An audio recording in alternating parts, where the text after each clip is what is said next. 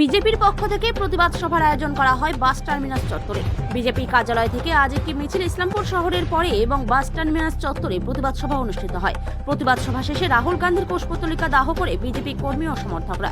তাপস বিশ্বাস, উত্তর দিনাজপুর জেলা বিজেপির সাধারণ সম্পাদক বলেন, সংসদ ভবনে বিজেপির সাংসদের ওপর যে হামলা হয়েছে তার প্রতিবাদে আজ এই কর্মসূচি। জানেন, কদিন আগে আমাদের গণতন্ত্রের যে মন্দির সংসদ ভবন, সেই ভবনে সেখানে রাহুল গান্ধীর নেতৃত্বে কংগ্রেস এবং তার সাথে তৃণমূল এবং সিপিএম সেই সমস্ত সাংসদরা মিলে ভারতীয় জনতা পার্টির সাংসদদের গায়ে হাত দিয়েছে।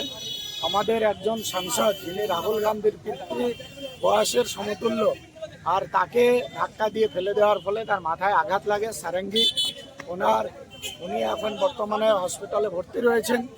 আর এই ঘটনার প্রতিবাদে আমরা রাহুল গান্ধীর কুশপুতল আজকে দাহ করলাম।